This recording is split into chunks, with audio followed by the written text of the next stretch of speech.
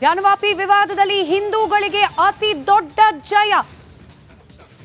ಅಲ್ಲಿರೋದು ಕಾಶಿ ವಿಶ್ವನಾಥನ ಮೂಲ ಮಂದಿರ, ಅದರ ಮೇಲೆ ಇರೋದು ಮಸೀದಿ ಅನ್ನೋ ವಾದ ಹಿಂದೂಗಳು ಮಂಡಿಸ್ತಾ ಇದ್ರು.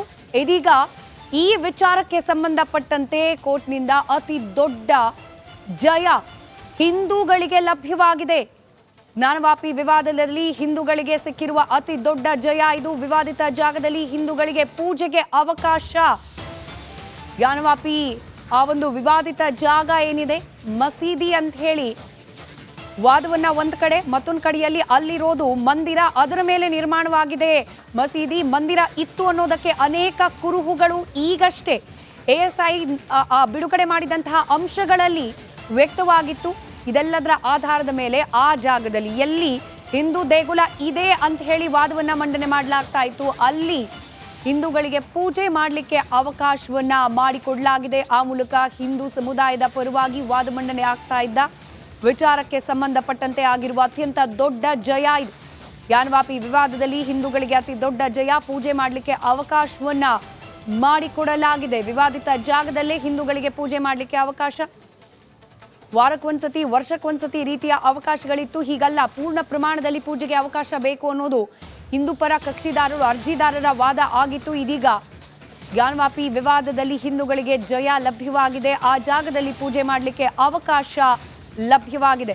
ಇತ್ತೀಚೆಗಷ್ಟೇ ಸರ್ವೆ ನಡೆಸಿ ಅದರಿಂದ ವ್ಯಕ್ತವಾದ ಅಂಶಗಳು ಕೂಡ ಅಲ್ಲಿ ಮಂದಿರ ಇತ್ತು ಅನ್ನೋದಕ್ಕೆ ಪೂರಕವಾದ ಅನೇಕ ಅಂಶಗಳನ್ನ, ಮಂದಿರದ ಕುರುಹುಗಳನ್ನ, ವಿಗ್ರಹಗಳನ್ನ, ಭಗ್ನವಾದ ಮೂರ್ತಿಗಳನ್ನ, ಇದೆಲ್ಲವನ್ನ ಕೂಡ ಮುಂದಿಟ್ಟು ಇಲ್ಲಿದ್ದಿದ್ದು ಮಂದಿರ ಅನ್ನೋದನ್ನ ನ್ಯಾಯಾಲಯದಲ್ಲಿ ಸಾಬೀತುಪಡಿಸಲಿಕ್ಕೆ ಬೇಕಾದ ಪೂರಕ ಅಂಶಗಳೂ ಕೂಡ ಲಭ್ಯವಾಗಿತ್ತು.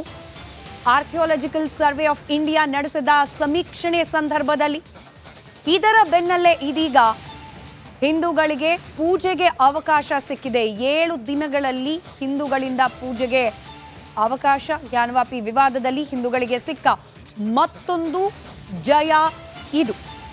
ವಜೂಖಾನಾದಲ್ಲಿ ಇರತಕ್ಕಂಥದ್ದು ಶಿವಲಿಂಗ ಅನ್ನೋ ವಾದವನ್ನ ಡೇ 1 ಯಾವಾಗ ಆ ಮಸೀದಿಯ ಪ್ರಾಂಗಣದ ಒಳಗೆ ಪ್ರವೇಶ ಮಾಡಿ ಸಮೀಕ್ಷಣೆ ನಡೆಸುವ ವಿಚಾರಕ್ಕೆ ಸಂಬಂಧಪಟ್ಟಂತೆ ಮೊದಲ ಹೆಜ್ಜೆ ಇಡಲಾಯಿತು. ಆಗ ಶಿವಲಿಂಗ ಪತ್ತೆಯಾದ ಸಂದರ್ಭದಲ್ಲೇನೆ ಅಲ್ಲಿರೋದು ಶಿವಲಿಂಗವೇ ಅಂತ ಹೇಳಿ ವಾದ ಅಲ್ಲಿಂದ ಪ್ರಾರಂಭವಾಗಿ ಈ ದಿನದವರೆಗೂ ಕೂಡ ಹಂತ ಹಂತವಾಗಿ ಸಾಕ್ಷ್ಯಾಧಾರಗಳ ಒಳಗೊಂಡಂತೆ ಹಂತ ಹಂತವಾಗಿ ಹಿಂದೂ ಪರ ಅರ್ಜಿ ಸಲ್ಲಿಕೆ ಮಾಡಿದವರಿಗೆ ಜಯ ಲಭ್ಯವಾಗ್ತಲೇ ಬಂದಿದೆ. ಇದೀಗ ಆ ವಿವಾದಿತ ಜಾಗದಲ್ಲಿ ಪೂಜೆಗೆ ಅವಕಾಶವನ್ನ ಕೂಡ ನೀಡಲಾಗಿದೆ. ಹಿಂದೂ ಮೂರ್ತಿಗಳು ಏನು ಸಿಕ್ಕಿದ್ವು, ASI ವರದಿ ಕೂಡ ಆಗಿತ್ತು. ಈ ಬಗ್ಗೆ ಸರ್ವೆ ನಡೆಸಿದ ಸಂದರ್ಭದಲ್ಲಿ ಆ ಮೂರ್ತಿಗಳಿಗೆ, ನೆಲಮಹಡಿಯಲ್ಲಿ ಸಿಕ್ಕಿರತಕ್ಕಂತಹ ಮೂರ್ತಿಗಳಿಗೆ ಪೂಜೆ ಮಾಡಲಿಕ್ಕೆ ಅವಕಾಶವನ್ನ ಕೂಡ ನೀಡಲಾಗಿದೆ. ಆ ಮೂಲಕ ಜ್ಞಾನವಾಪಿ ವಿಚಾರದಲ್ಲಿ ಹಿಂದೂ ಸಮುದಾಯದ ಪರವಾಗಿ ನಿಂತು ವಾದವನ್ನ ಮಂಡನೆ ಮಾಡ್ತಿದ್ದವರಿಗೆ, ಹಾಗೆ ಅಲ್ಲಿ ಪೂಜೆ ಮಾಡಬೇಕು ಅಂತ ಹೇಳಿ ಆಗ್ರಹವನ್ನ ವ್ಯಕ್ತಪಡಿಸ್ತಾ ಇದ್ದವರಿಗೆ ಮತ್ತೊಂದು ಜಯ ಲಭ್ಯವಾಗಿದೆ.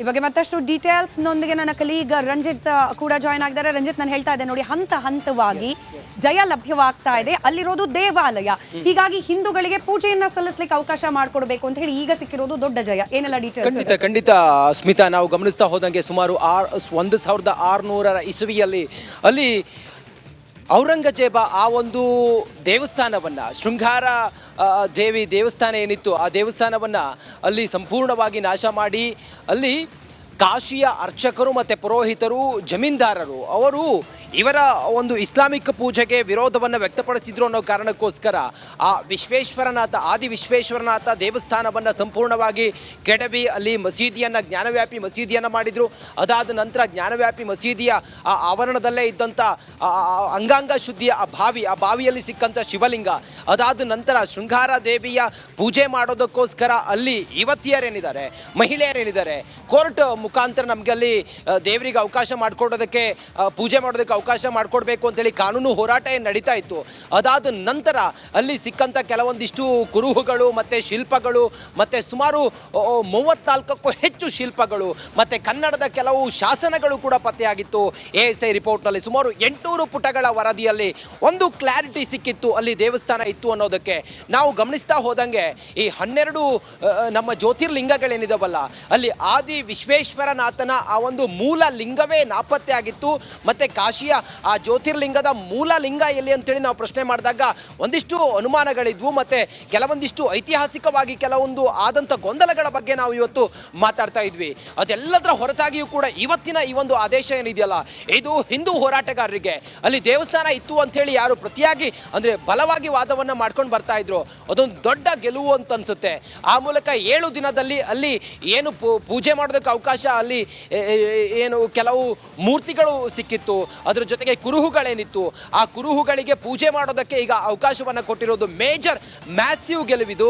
ಮುಂದಿನ ದಿನಗಳಲ್ಲಿ ಇದು ಮತ್ತೊಂದು ಹಂತಕ್ಕೆ ತಲುಪುವಂಥ ಎಲ್ಲ ಸಾಧ್ಯತೆಗಳು ಕಂಡು ಬರ್ತಾ ಇದೆ.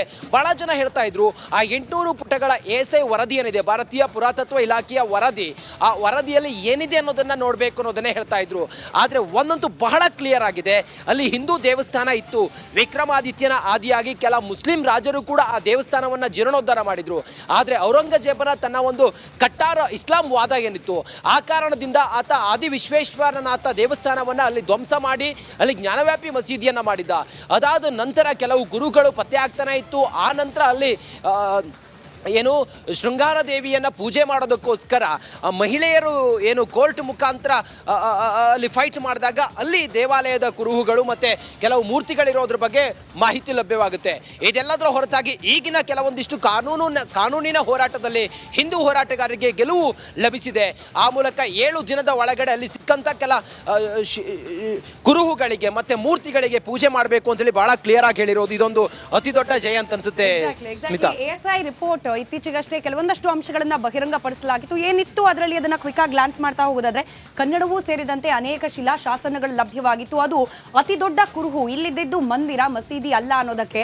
ಹಾಗೆ ಈ ಸಂದರ್ಭದಲ್ಲಿ 17ನೇ ಶತಮಾನದಲ್ಲಿ ಆದಿ ವಿಶ್ವೇಶ್ವರನ ದೇಗುಲ ಇತ್ತು ಅನ್ನೋ ಅಂಶ ಕೂಡ ASI ನಲ್ಲಿ ಆ ವರದಿಯಲ್ಲಿ ಪ್ರಸ್ತಾಪ ಆಗಿರೋದು. ಹಾಗೆ ಮೊಘಲ್ ದೊರೆ ಔರಂಗಜೇಬ್ನ ಸೈನ್ಯ ದೇಗುಲವನ್ನ ಧ್ವಂಸ ಮಾಡಿದೆ. ಜ್ಞಾನವ್ಯಾಪಿಯಲ್ಲಿ ನಮ್ಮ ಕನ್ನಡದ ಶಿಲೆಯೂ ಸೇರಿದಂತೆ ಶಿಲಾ ಶಾಸನವೂ ಸೇರಿದಂತೆ ಇದರ ಜೊತೆಯಲ್ಲೇ ತೆಲುಗು ಹಾಗೆ ದೇವನಾಗರಿ ಶಾಸನ ಕೂಡ ಪತ್ತೆಯಾಗಿತ್ತು. ಹಾಗೆ ಜನಾರ್ದನ, ರುದ್ರ, ಉಮೇಶ್ವರನ ಹೆಸರುಗಳು ಆ ಶಿಲಾ ಶಾಸನದಲ್ಲಿ ಪತ್ತೆಯಾಗಿರೋದು. ಹಾಗೆ ಬಹಳ ದುಃಖಕರ ಸಂಗತಿ ಅಂತಂದ್ರೆ, ಅಲ್ಲಿ ಪತ್ತೆಯಾದ ವಿಗ್ರಹಗಳು, ಅದು ಪತ್ತೆಯಾದ ಪರಿಸ್ಥಿತಿ ಯಾವ ಅವಸ್ಥೆಯಲ್ಲಿ ಅಲ್ಲಿ ಬಿದ್ದಿತ್ತು ಅಂತ ಹೇಳಿ, ಕೆಲವೊಂದಕ್ಕೆ ಕೈ, ಮುಖ ಎಲ್ಲವೂ ಕೂಡ ಭಗ್ನವಾಗಿರೋದು. ಹಾಗೆ ಇದೇ ರಿಪೋರ್ಟ್ ನಲ್ಲಿ ಮೆನ್ಷನ್ ಆಗಿರೋ ಹಾಗೆ ಈ ವಿವಾದಿತ ಕಟ್ಟಡ ಕಟ್ಟೋ ಸಂದರ್ಭದಲ್ಲಿ ಅನೇಕ ಈ ಶಾಸನಗಳೇನಿತ್ತು, ಶಿಲಾಶಾಸನ, ಅದನ್ನ ಗೋಡೆಯಾಗಿ ಬಳಸಲಾಗಿದೆ. ಅಂದ್ರೆ ಕಲ್ಲನ್ನ ಕೂಡ ಬಳಸ್ಕೊಂಡು ಗೋಡೆ ನಿರ್ಮಾಣ ಮಾಡಲಾಗಿದೆ ಅಂತ ಹೇಳಿ ಹೀಗೆ ಅನೇಕ ಸಂಗತಿಗಳು ಈ ರಿಪೋರ್ಟ್ ನಲ್ಲಿ ಆಚೆ ಬಂದಿದ್ದು. ಹಾಗೆ ರಂಜಿತ್ ಹೇಳ್ತಾ ಇದ್ದ ಹಾಗೆ ಈ ಪೂಜೆಗೆ ಅವಕಾಶ ಸಿಕ್ಕಿರೋದು ಅತಿ ದೊಡ್ಡ ಗೆಲುವು.